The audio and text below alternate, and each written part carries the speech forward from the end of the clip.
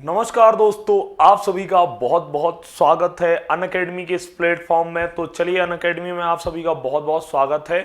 जल्दी से लिंक को शेयर कर दीजिए अपने दोस्तों के पास और हम स्टार्ट कर रहे हैं अपना सेशन। तो भैया सभी लोग जुड़ जाइए, बहुत बढ़िया। सभी को नमस्कार, सभी को नमस्कार। अंजना लोधी, सभी को नमस्कार है भैया। हम स्टार्ट कर रहे हैं यहाँ मध्य प्रदेश का करंट अफेयर, साथ ही स्टैटिक जीके।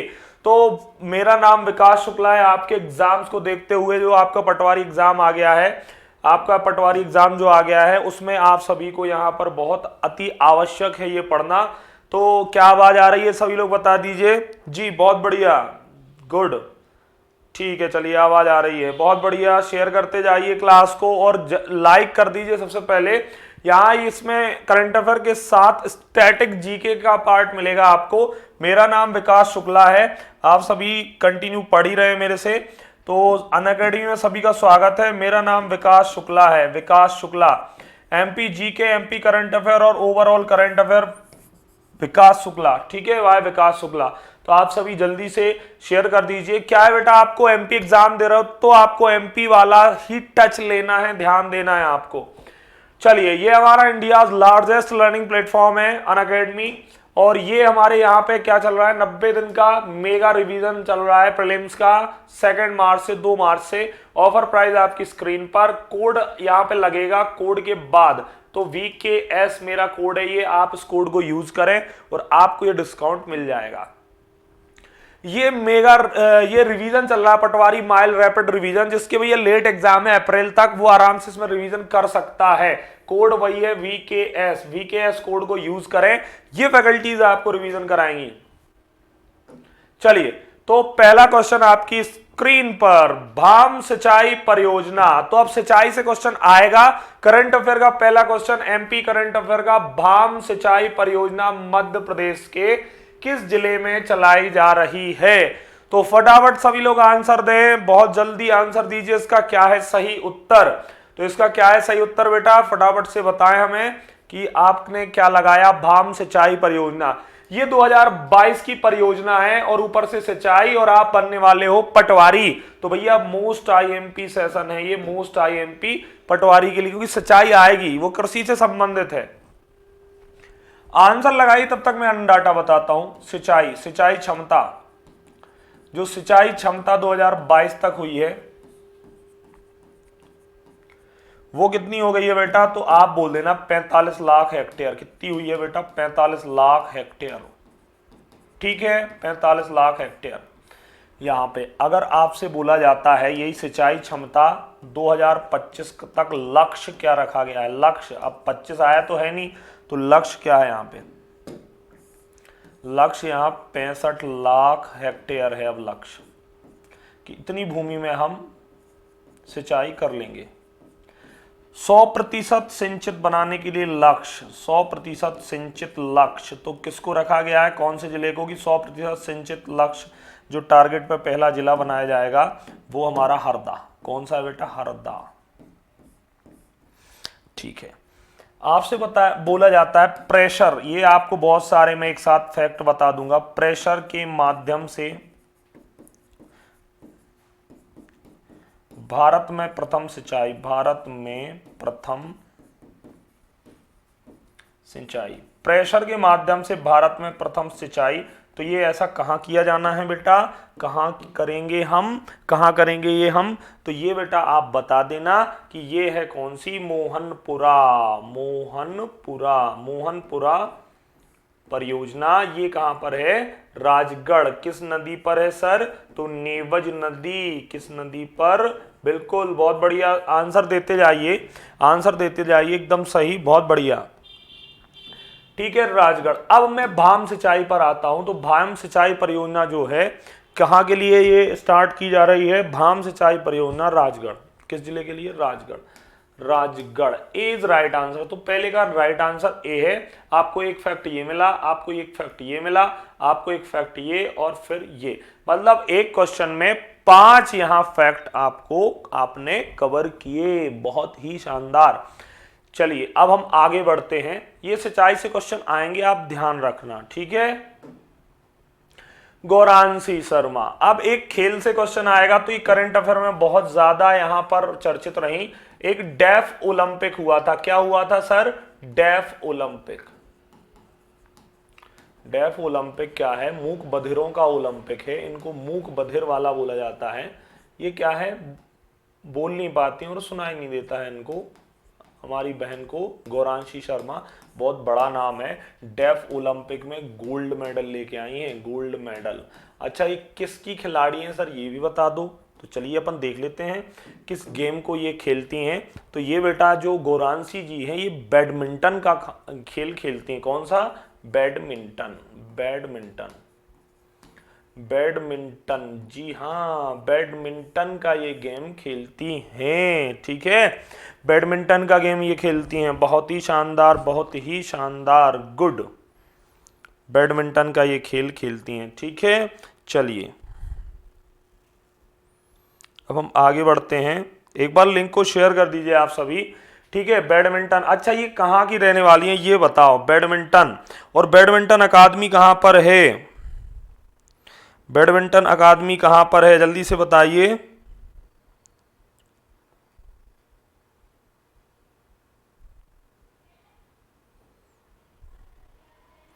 जल्दी बताइए।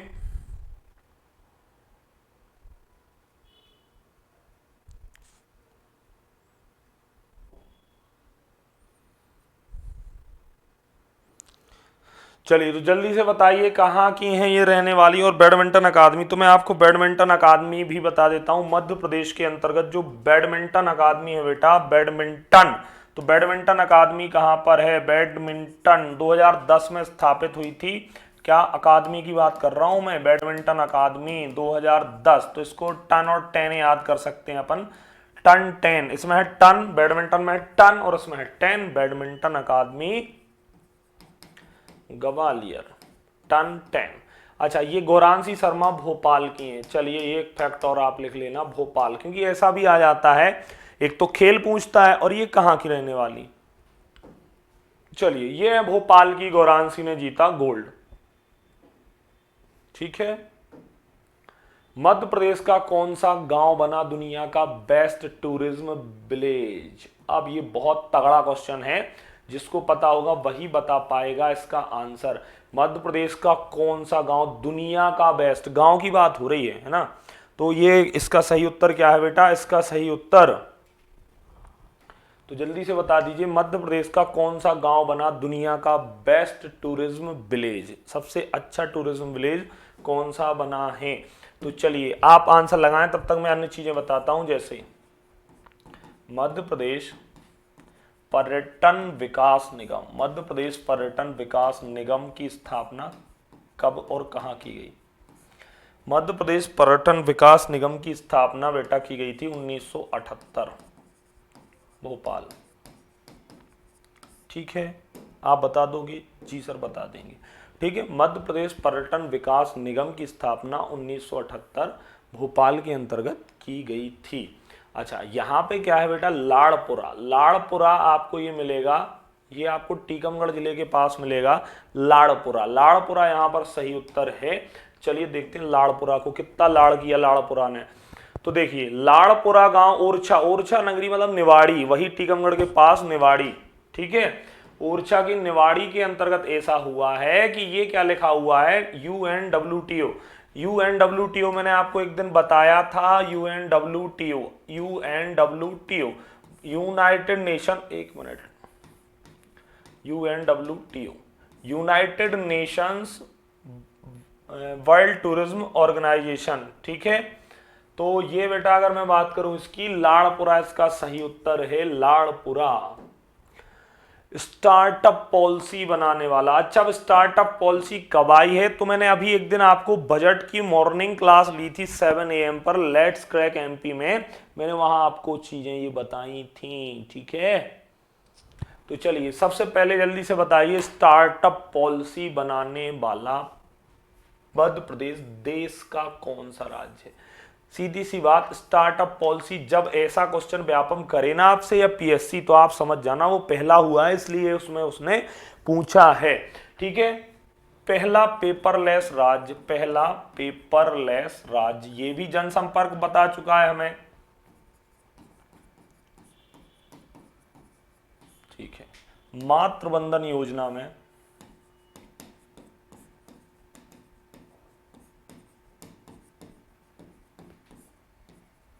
इसमें भी मध्य प्रदेश लगातार 3 बार टॉप पे रहा है। सुशासन में भी यहां मध्य प्रदेश प्रथम रहा है। ठीक है बेटा, यहां पर इसका क्या है सही उत्तर? स्टार्टअप पॉलिसी कब स्टार्टअप पॉलिसी कब आई है मध्य प्रदेश में? तो आप बोल देना 2022 में स्टार्टअप पॉलिसी आई थी इस मध्य प्रदेश में। कब आई थी? 2022 में स्टार्टअप पॉलिसी इस मध्य प्रदेश के अंतर्गत आई थी। क्लियर है? स्टार्टअप पॉलिसी, ये startup India, stand up India. अच्छा, अगर मैं बात करूं जल जीवन मिशन, आप सभी को पता है, और जल जीवन मिशन के अंतर्गत पहला ऐसा कौन सा संभाग है जो टॉप पर रहा है? तो वो इंदौर संभाग, जल जीवन मिशन में।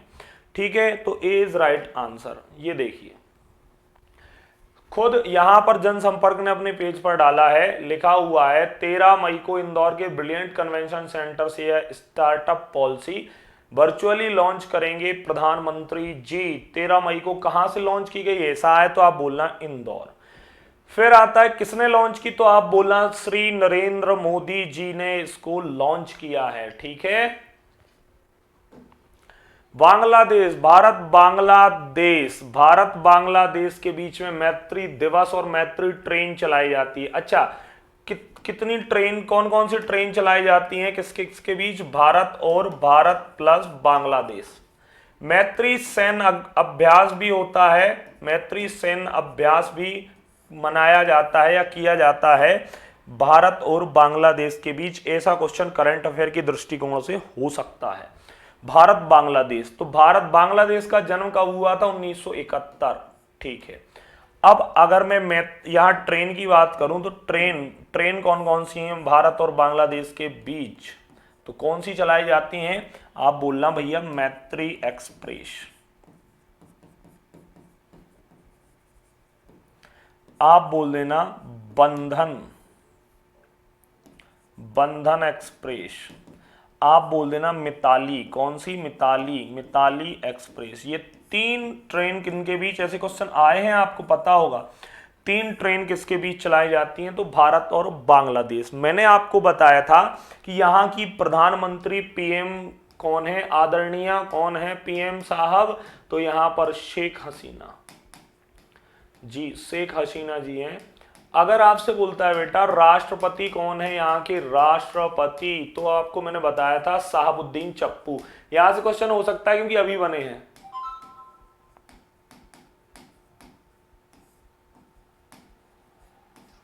साहबुद्दीन चप्पू। अच्छा, यहाँ की कैपिटल आपको पता ही होगी, कई बार मैंने बताई है, कैपिटल या फिर राजधानी। कैपिटल, तो यहाँ की कैपिटल है ढाका। और करेंसी या मुद्रा, तो मुद्रा है टका, ढाका और टका। ठीक है, अच्छा, अब यहां पे अगर आपसे और भी पूछा जाता है तो भारत की सर्वाधिक सीमा आएगा क्वेश्चन। भारत की सर्वाधिक सीमा किससे लगती है? सर्वाधिक सीमा, तो सर्वाधिक सीमा बांग्लादेश से लगती है। कितनी लगती है सर? 40-96 km। भारत का एक ऐसा राज्य है त्रिपुरा जो 3 ओर से बांग्लादेश से घिरा हुआ है। कितनी ओर से बेटा? 3 ओर से बांग्लादेश से घिरा हुआ है। ठीक है, 3 ओर से बांग्लादेश से घिरा हुआ है। क्लियर हो गया? क्लियर हो गया ना? बिल्कुल। चलिए अब मैं आगे बढ़ता हूं। तो भारत प्लस बांग्लादेश के बीच 1971 में बांग्लादेश की स्थापना की गई। ये क्या है? स्थापना। क्वेश्चन पढ़ते हैं। भारत बांग्लादेश मैत्री दिवस का लोगो डिजाइन करने वाले नरेश अग्रवाल, तो 2022 में इनको अवार्ड दिया गया है। नरेश अग्रवाल किस जिले के रहने वाले हैं? तो छतरपुर में एक टटम गांव पड़ता है, छतरपुर के अंतर्गत टटम पड़ता है। आप अगर कोई छतरपुर का होगा तो उसको पता है टटम गांव। टटम गांव की भैया ये नरेश अग्रवाल जी ने यहाँ पर लोगों को डिजाइन किया है। अब देखो इनकी फोटो, जानते हो क्या कोई टटम का है क्या छतरपुर के? तो ये है वो नरेश अग्रवाल, इनने लोगो डिजाइन किया है। कुछ 50 साल दोस्ती के 50 साल, दोस्ती के 50 साल और 2022 में इनको सम्मानित किया गया, 1000 अमेरिकी डॉलर दिए गए।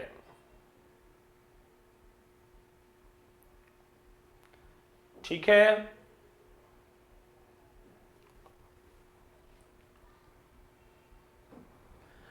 संबल योजना, तो संबल योजना का प्रमुख उद्देश्य क्या है? ये जन कल्याण योजना कही जाती है, मुख्यमंत्री जी के द्वारा जन कल्याण योजना।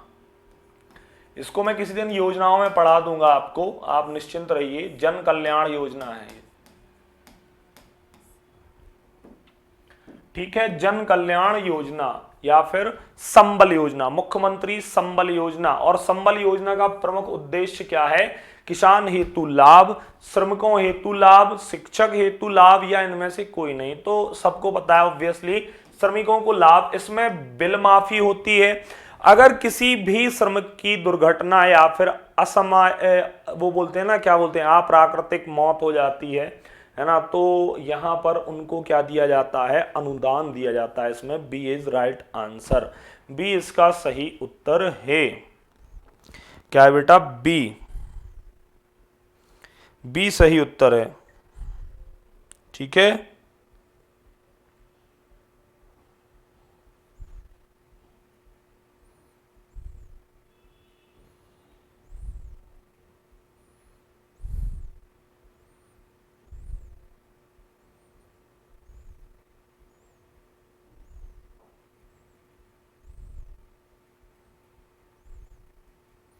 चलिए लगा दिया आपने। ये देखिए संबल योजना या जन कल्याण योजना।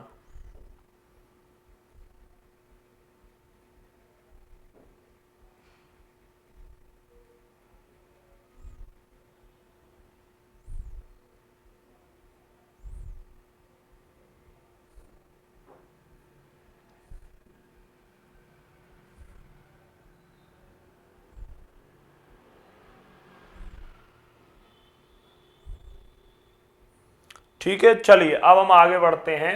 तो बेटा यहां पे श्रमिकों के जीवन में लाएगी उजियारा, मध्य प्रदेश के किस जिले में? ये और तगड़ा करंट अफेयर है। किस जिले में तैरता हुआ सोलर प्लांट यहां पर लगाया जा रहा है?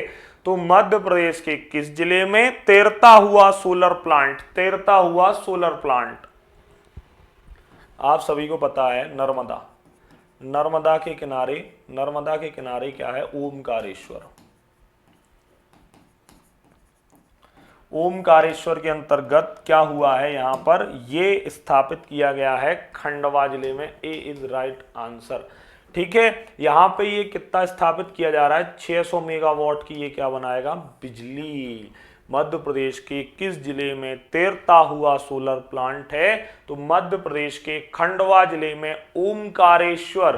कहां पर बेटा? ओमकारेश्वर, जो कि शिवपुरी द्वीप कहा जाता है। जिस द्वीप पर यह ओम आकार का यह पहाड़ी है, वहां पर क्या है? ओमकारेश्वर हमारे महादेव विराजमान हैं, हमारे महादेव विराजमान हैं। ठीक है, इज राइट आंसर। कहां पड़ेगा ये ओमकारेश्वर? अच्छा, यहां पर आदि शंकराचार्य की गुफाएं भी हैं, आदि शंकराचार्य की गुफाएं हैं, आदि शंकराचार्य की गुफाएं हैं। अच्छा, यहां पर स्टैच्यू ऑफ वननेस, क्या बेटा? स्टैच्यू ऑफ वननेस कभी आपसे पूछा जाए तो 108 फीट ऊंची,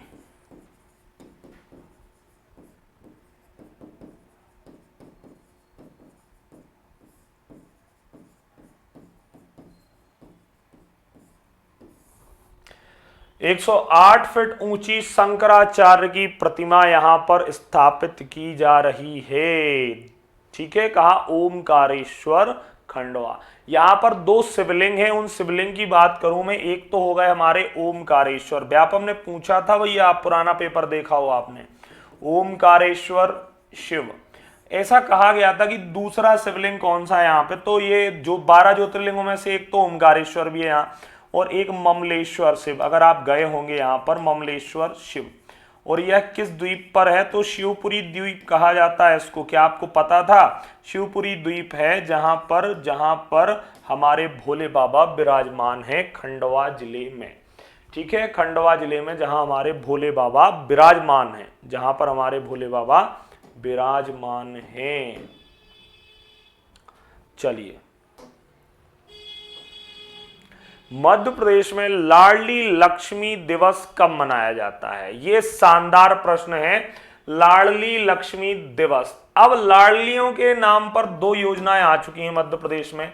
एक तो लाडली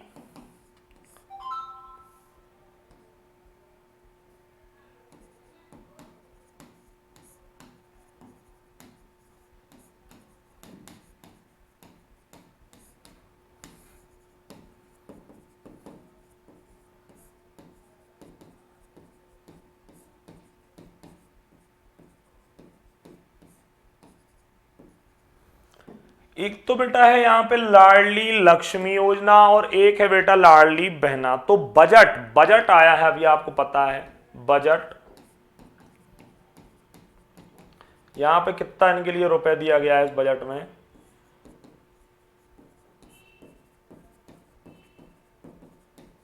तो क्या आपको पता है यहां पे जो बजट दिया गया है कि ये लाडली लक्ष्मी योजना के अंतर्गत जो बजट है वह यहां पर है 929 करोड़। कितना है? 929 करोड़। ठीक है, लेकिन लाडली बहना योजना जो अभी आई है हाल ही में 8,000 करोड़, और ये 5 मार्च, कब? 5 मार्च 2023 से इसकी लॉन्चिंग, 5 मार्च 2023 से इसकी लॉन्चिंग हो चुकी है। ठीक है, 5 मार्च 2023 से इसकी लॉन्चिंग हो चुकी है। इसमें निःशक्त परिवारों की जो महिलाएं हैं उनको सशक्त करने के लिए 1,000 रुपए हर माह यहां सरकार देगी।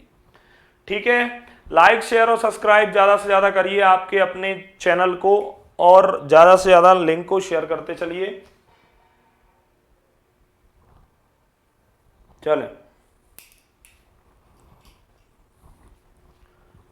तो अच्छा, अब इसका लाडली लक्ष्मी दिवस, तो ये 2 मई है। ये स्टार्ट में जो जब पहली स्टार्ट हुई थी 2007 से प्रारंभ है।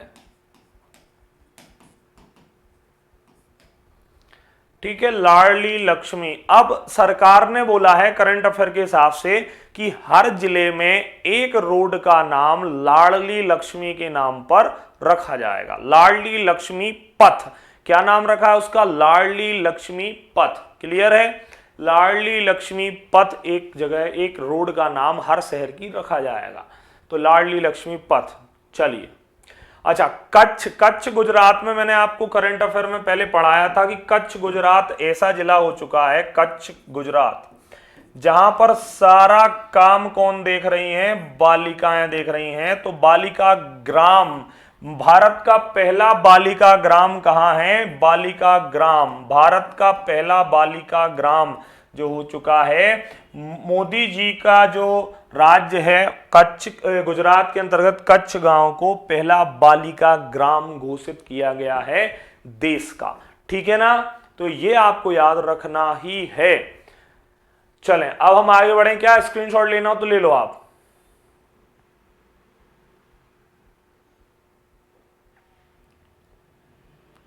तो आपने स्क्रीनशॉट ले लिया होगा। ठीक है, ये देखिए 2 मई को मनाया जाएगा प्रदेश भर में अब हर साल यहां पर लाडली लक्ष्मी दिवस, लाडली लक्ष्मी दिवस।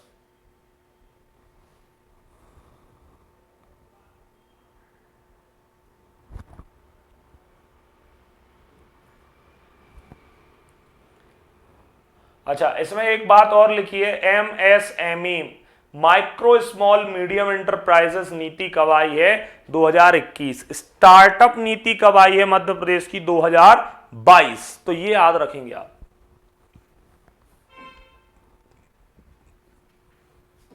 अच्छा, नेताजी सुभाष चंद्र बोस, तो कौन नहीं जानता इनको? नेताजी सुभाष चंद्र बोस मेडिकल कॉलेज कहां पर है? इसमें क्वेश्चन में ही मैंने लिखवा दिया है, जबलपुर। एस्टैब्लिश इन ईयर, कब स्थापित किया गया? आप बोलोगे 1955 में इसकी स्थापना मध्य प्रदेश के जबलपुर या फिर त्रिपुरी या फिर महाकौशल में स्थापित किया गया था। ठीक है 1955। अच्छा, गांधी मेडिकल कॉलेज भी है भोपाल में, जहां पर गांधी मेडिकल कॉलेज कहां है लिख देता हूं मैं, इस करंट अफेयर बनेगा, इससे तो बनना ही बनना है। गांधी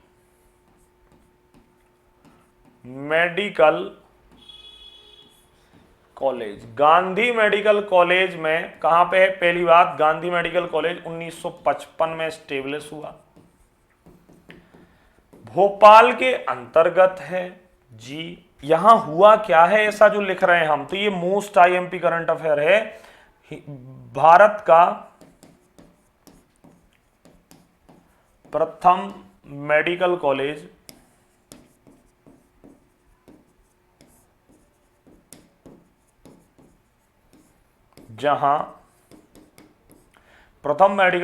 जहां MBBS की पढ़ाई हिंदी में होगी। क्लियर है? ऐसा पहला मेडिकल कॉलेज है जहां पर MBBS की पढ़ाई किस में होगी? हिंदी में होगी, शुद्ध हिंदी में होगी। ठीक है, चलिए भोपाल की किस युवा कला, अच्छा क्वेश्चन का आंसर नहीं अपन ने दिया यहां पे, चलिए आंसर लगा लेते हैं यार। आंसर यहां 150 से, अभी हाल ही की रिपोर्ट के अनुसार 150 से 200 बेड यहां पर क्या किए गए हैं? बढ़ाए गए हैं। सीटों का, सॉरी बेड बोल दिया मैंने, सीटों को बढ़ाया गया है।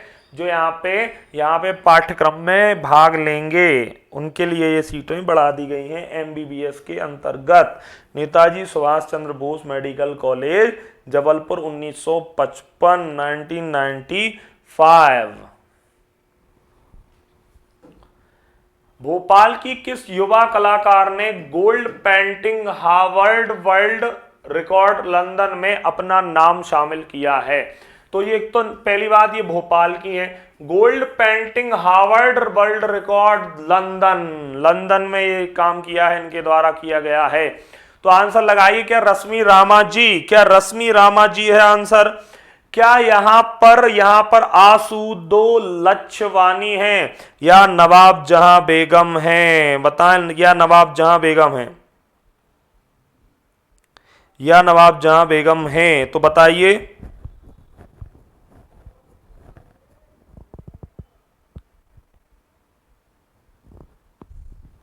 चलिए जल्दी से आंसर लगा।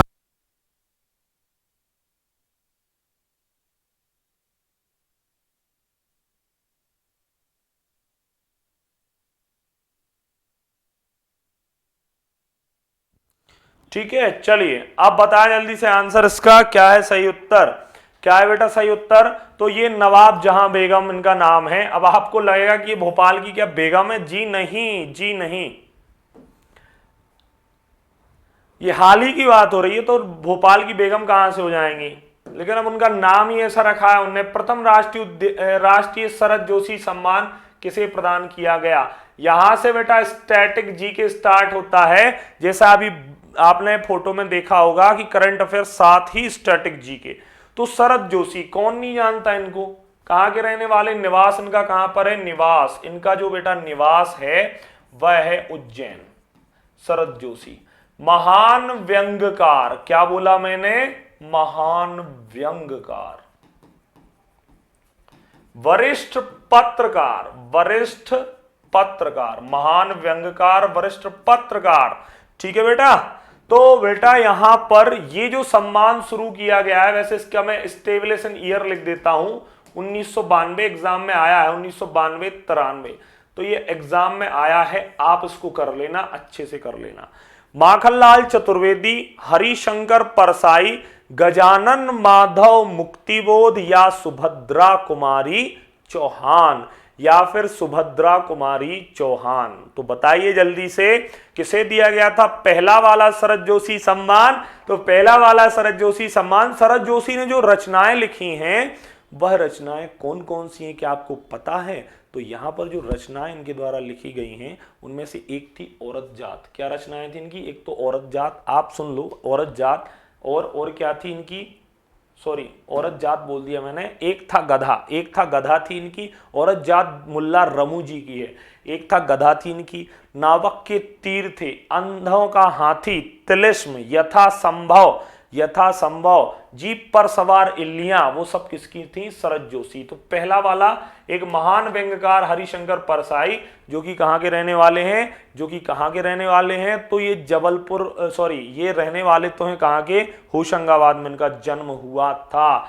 हरिशंकर परसाई। चलिए,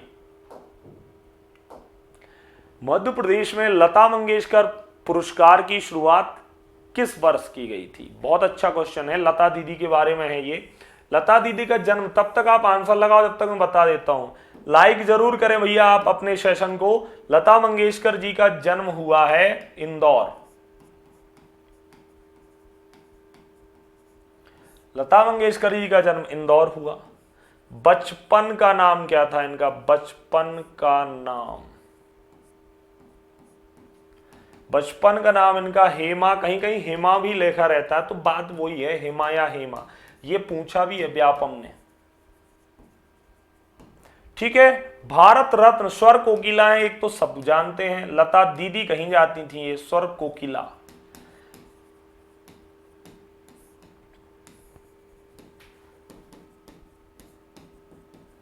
भारत रत्न कब मिला आप ये बताओ।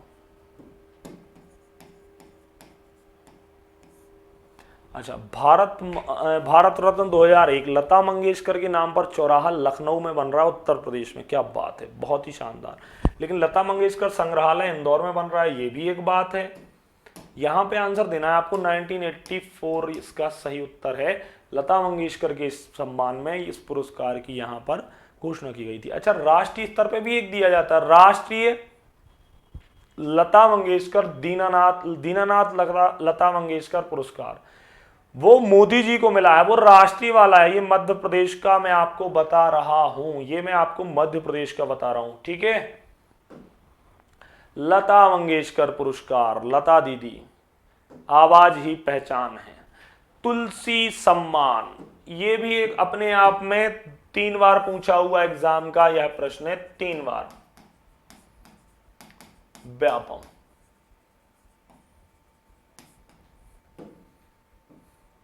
यहां पे जो इसकी स्थापना हुई, तुलसी तरासी, कैसे याद करना है? तुलसी तरासी। अच्छा, किसको दिया जाता है? तो ये दिया जाता है आदिवासी लोक कला में, आदिवासी लोक कला में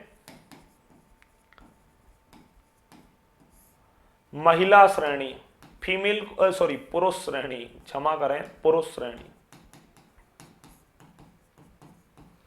अगर आपसे बोला जाता है कि तुलसी शोध संस्थान कहां पर है,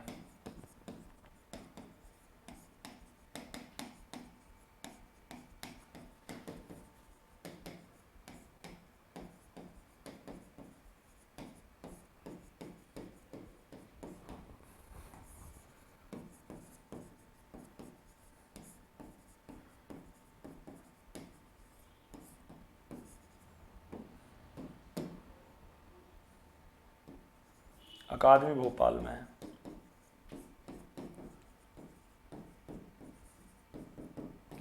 उन्नीस में स्थापित। इसका आंसर क्या है बेटा? डी, तुलसी सम्मान। क्लियर है?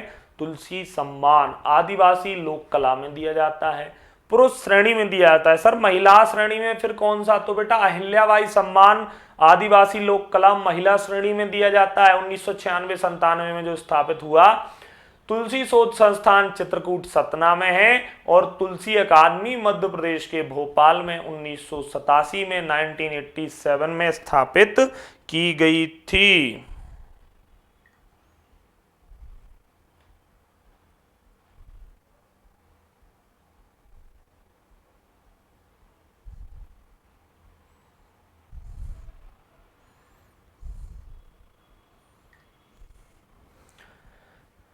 चलिए,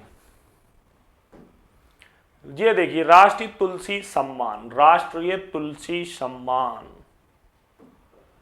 देवी अहिल्या पुरस्कार किस क्षेत्र में दिया जाता है? तो 1996-97 में स्थापित देवी अहिल्याबाई सम्मान किस क्षेत्र में प्रदान किया जाता है? अभी अभी मैंने बताया, आदिवासी लोक कला महिला श्रेणी में दिया जाता है, ये महिला श्रेणी।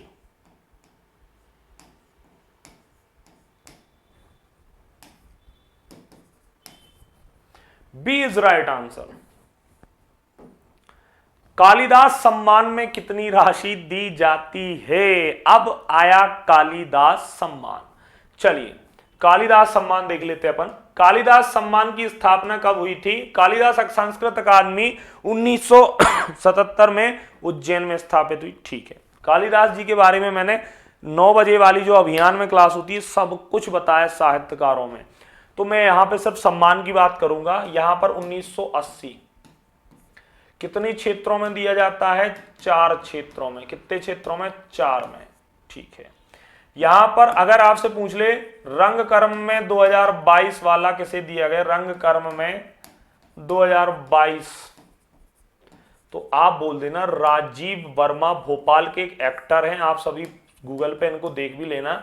एक एक्टर हैं राजीव वर्मा, बहुत सारी मूवीज में दिखेंगे ये आपको, और नाटकों में भी बहुत सारे में रहे हैं। इनको रंग कर्म का कालिदास अकेडमी मिला है, कालिदास सम्मान मिला है 2022 का। यहां धनराशि 5 लाख हो चुकी है।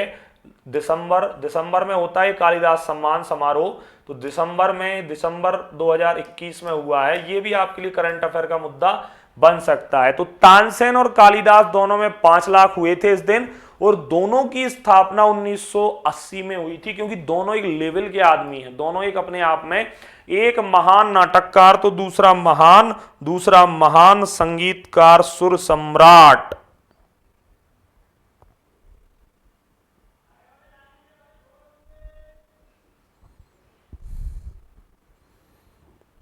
ठीक है, चलिए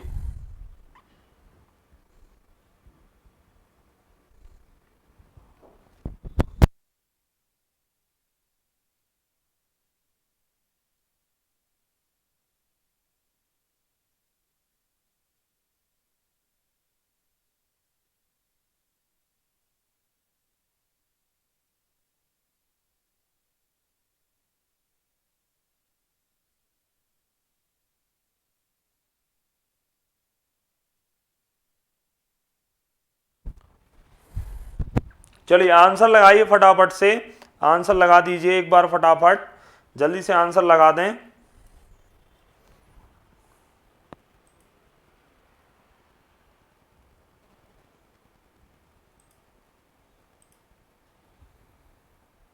चलिए तो हम अब आगे बढ़ते हैं फटाफट, अब हम आगे बढ़ते हैं बेटा।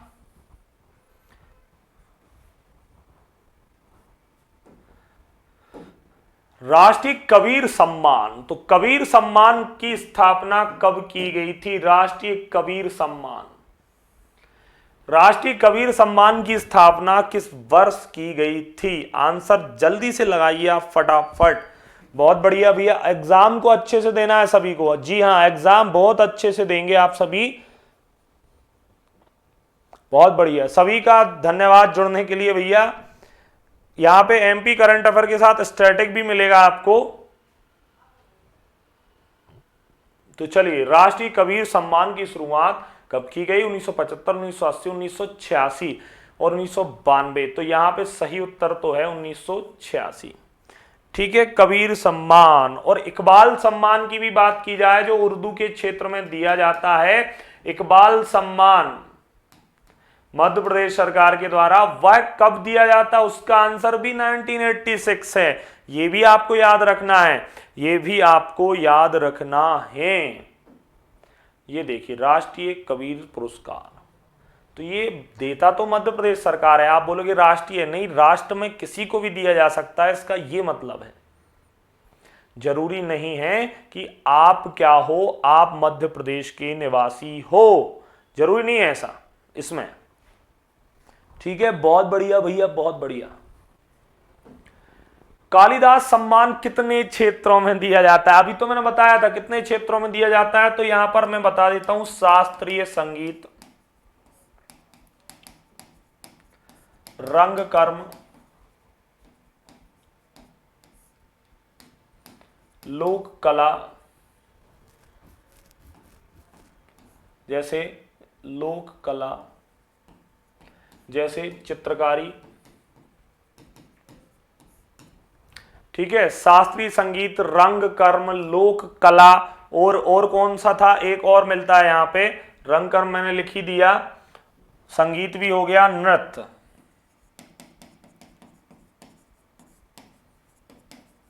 तो इसका आंसर क्या होगा बेटा, बी इज राइट आंसर। यहां पर चौथा इसका सही उत्तर है, ठीक है, चौथा इसका सही उत्तर है।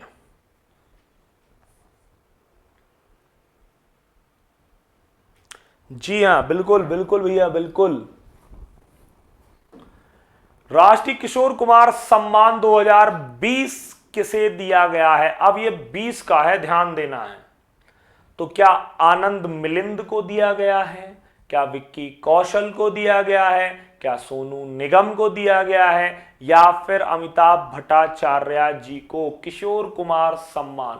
आपके लिए होमवर्क दूंगा मैं, आपको होमवर्क ये कमेंट बॉक्स में कमेंट करना है। देखते हैं कितने लोग इसका सही उत्तर लगाते हैं। मोस्ट आईएमपी है ये, मोस्ट आईएमपी है। मैं किशोर कुमार को बता देता हूं, इनका पूरा नाम आभास कुमार गांगुली था, आभास कुमार गांगुली।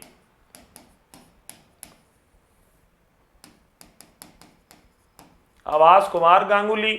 अच्छा, मैं अगर बात करूं तो ये कहां के रहने वाले, खंडवा के रहने वाले, ठीक है, खंडवा के रहने वाले थे। इनकी पहली फिल्म जिसमें ना नाटक, भैया इनने एक्टिंग भी की है, एक्टिंग। तो कौन सी फिल्म थी वो, शिकारी फिल्म में इनने क्या की है, एक्टिंग की है। एक्टिंग में हाथ आजमा चुके हैं। फिर इनको लगा कि सोनू निगम कर चुका है ट्राई, फिर इनको लगा ट्राई तो सोनू निगम बाद में आया था, लेकिन इनने सोचा कि हाल ऐसा ही होगा कि हाल क्या है दिलों का ना पूछो सनम, मूवी में एक्टिंग करना गजब हो गया। फिर इनको लगा नहीं यार, अपन गाने के लिए बने हैं। इनके भाई थे अशोक कुमार, आप सभी ने नाम सुना होगा, वही जो एक शक जैसा अजीब सा बोलते हैं, जैसे उनको शक घुसा हुआ हो। तो वो किशोर कुमार के जो भाई थे अशोक कुमार, उनने, वो एक्टर थे, इनने बोला नहीं यार मैं नहीं करूंगा, मैं गाऊंगा। तो शानदार, जिसका काम उसी को साजे। आपको कमेंट करना है होमवर्क में कि किसको दिया गया 2020 का। आचार्य यार फोटो आएगी। अब इसको जानते हो क्या, इस व्यक्ति को जानते हैं क्या आप? तो ये किसे दिया गया है बताइए फटाफट। ये कौन है, ये व्यक्ति कौन है? अब तो बहुत अजीब से दिखने लगे, ये कौन है? चलिए, भटके विमुक्त विकास प्रतिष्ठान उस्मानाबाद को राष्ट्रीय महात्मा गांधी पुरस्कार में कितनी राशि प्रदान की गई है? तो भैया इस बार का जो महात्मा गांधी राष्ट्रीय सम्मान मिला है था वो, हालांकि इसके पहले वाला है 2021 वाला है। ये कब वाला है, 2021 वाला, ठीक है। उस्मानाबाद है जो राष्ट्रीय महात्मा गांधी पुरस्कार में कितनी धनराशि दी गई? अच्छा, प्रथम इसकी स्थापना और प्रथम किसे दिया गया था? तो प्रथम दिया गया था बेटा कस्तूरबा ट्रस्ट है एक इंदौर में, कस्तूरबा, ये ट्रस्ट को दिया जाता है, किसी भी संस्था को, अकेले एक व्यक्ति को कभी नहीं दिया जाता। कस्तूरबा ट्रस्ट इंदौर, कस्तूरबा ट्रस्ट इंदौर को ये पहली बार दिया गया। इसकी जो स्थापना हुई थी, स्थापना कब की गई? स्थापना की गई इसकी 1995, याद रहेगा। और कितने रुपए, यहां पे गलती से 19 नंबर का ये प्रश्न है, क्षमा करिएगा भैया, बंधुओं, प्यारे भाइयों और बहनों। तो स्थापना 1995 थी, ठीक है, स्थापना इसकी 1995 में की गई थी। अब यहां कितनी धनराशि, तो आपको धनराशि बतानी है, आप बोल देना। यहां पे 10 लाख रुपए इसके अंतर्गत दिए जाते हैं। कितने रुपए? 10 लाख रुपए दिए जाते हैं। और कस्तूरबा ट्रस्ट को यहां पर पहला दिया गया था 1995 का। भटके विमुक्त विकास प्रतिष्ठान उस्मानाबाद। तो जो भटके विमुक्त होते हैं, जिनका कोई नहीं होता है ना, जो रास्ता से भटक जाते हैं, घर छोड़ देते हैं, उनके लिए ये काम करता है ट्रस्ट, इसको दिया गया है। महात्मा गांधी सम्मान उस क्षेत्र में दिया जाता है जिसने महात्मा गांधी के विचारों को अपने जीवन में लिया हो। महात्मा गांधी स्वच्छता चाहते थे, जिसने स्वच्छता पे ध्यान दिया हो, जिसने अन्य चीजों पे ये ध्यान दिया हो, उसको यहां पे ये दिया जाता है, ठीक है। चलिए अब हम आगे बढ़ते हैं, अब हम आगे बढ़ते हैं।